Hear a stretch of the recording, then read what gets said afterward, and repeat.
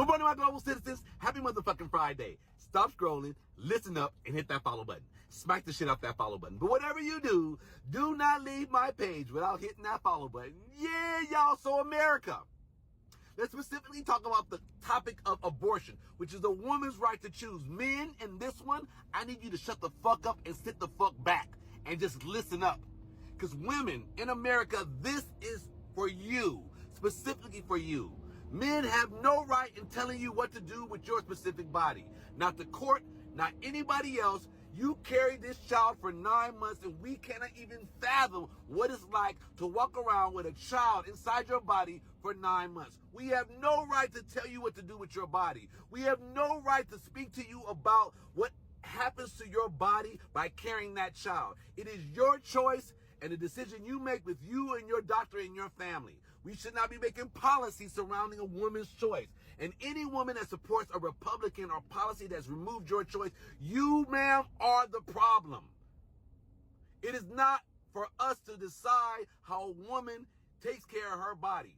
The history of abortion is rude and disrespectful. But let's listen to it, because church, abortion wasn't always illegal. We made it illegal over a period of time. So let's listen to the history of abortion, and I'll be right back. Like, follow, comment. Peace. Did you know that abortion has been used to regulate reproduction for over 4,000 years? Today, we're going to talk about the history of abortion. The earliest known abortions took place in the 15th century and earlier in China. Women in Egypt were also known to use pharmacopoeia to regulate their fertility and reproduction using the herbs and plants available to them. By the 16th century, abortion was viewed as a part of the reproductive cycle and had not been viewed as sinful by the Catholic Church. Until 1588, when Pope Sixtus V classified it as homicide, though the volume of requests for exemptions proved the rule unenforceable. In 1590, Pope Gregory XIV reclassified abortion, kicking off centuries of debate regarding regulation. In the 17th century, enslaved African women in the United States used the cottonwood plant to abort pregnancies, especially those resultant from violence. At this point, white women were actually legally allowed to abort prior to the quickening, which is the first movements of the fetus felt by the pregnant person, and they used their own plants for induction as well. By the 18th century, while many women were still using plants, surgical abortion was also developing. One influential case is that of Sarah Grosvenor of Connecticut, who died during her late-term surgery after her herbal abortion was unsuccessful. Her story negatively impacted the public perception of abortion for a long time. In 1820, Connecticut became the first state to restrict abortion after the quickening, making it a crime punishable by life in prison. Many states followed suit, resulting in the American Medical Association striving to make all abortion illegal. And in 1873, the Comstock Law was passed, outlawing contraception and abortion, even though it was eventually overturned. In the 20th century, as more upper-class white women chose to delay their pregnancies and limit the size of their families, concern about abortion grew as this countered religious and cultural roles that were dictated to women at the time. Simultaneously, Black and brown women were facing reproductive coercion. Abortion was considered a criminal procedure, and up to 5,000 women died each year due to attempted and botched abortions until 1973 when the Supreme Court passed Roe v. Wade. Yeah, my global citizens, so abortion was considered part of the normal reproductive process. It was never a sin. It was never illegal, and then it became that way. Men have decided to take control of your body, women, so you've got to decide to take your power back.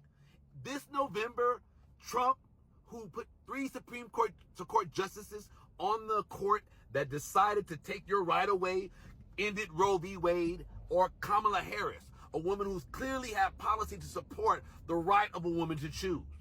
That's it.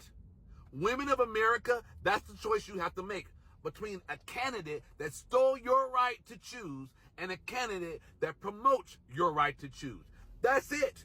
But I want to be very clear, and as a scientist, that abortion is a part of healthcare. Listen to this doctor explain to you why abortion is a part of normal healthcare. Like, follow, comment. Peace, and I'll be right back.